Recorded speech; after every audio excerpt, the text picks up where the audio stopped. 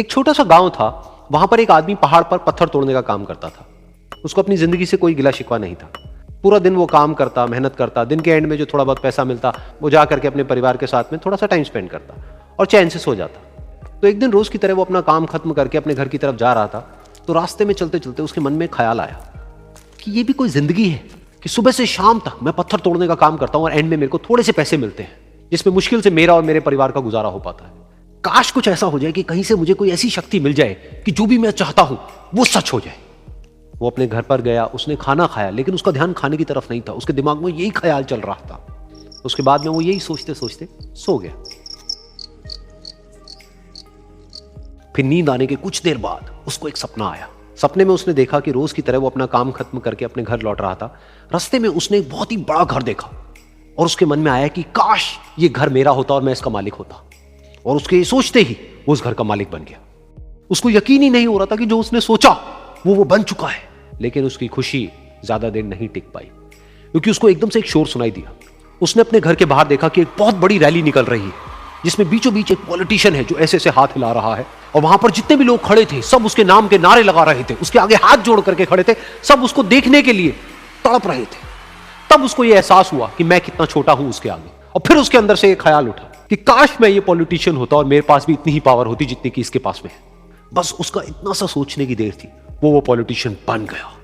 उसकी खुशी का ठिकाना नहीं था, क्योंकि उसके आसपास में हजारों लोगों की भीड़ थी और सब उसको देखने के लिए तरस रहे थे, तड़प रहे थे।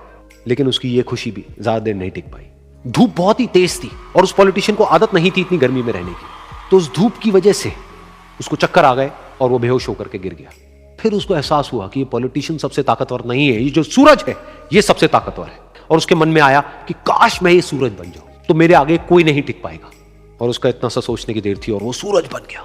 और वो खुशी से पागल हो गया, क्योंकि पूरी दुनिया को वो ही रोशन कर रहा था और पूरी दुनिया में ऐसा कोई नहीं था जो कि उसकी रोशनी को रोक सके। लेकिन उसकी ये खुशी भी ज्यादा देर टिक नहीं पाई, क्योंकि कुछ ही देर बाद आसमान में कुछ काले बादल आए जिन्होंने कि उस सूरज की रोशनी को रोक दिया।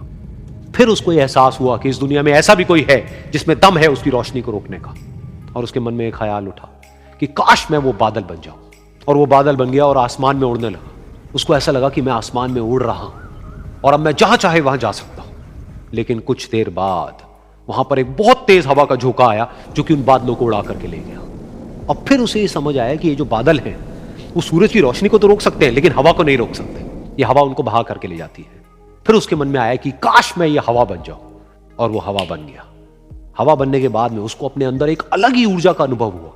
वो चाहे तो आराम से बहता और चाहे तो आंधी बन करके, तूफान बन करके, जिसको भी चाहे उड़ा करके ले जाता। उसको ये विश्वास होने ही लगा था कि इस दुनिया में सबसे ज्यादा शक्तिशाली मैं हूं। लेकिन तभी उसके सामने आया एक पहाड़।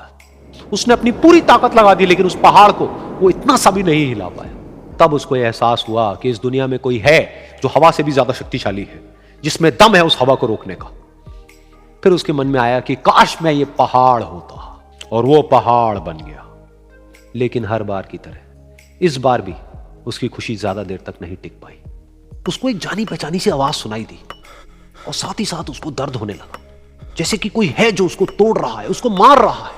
तो दर्द से वो चीखने लगा और उसके मन में आया कि काश मैं वो बन जाऊं क्योंकि इस पहाड़ को तोड़ने का दम रखता है।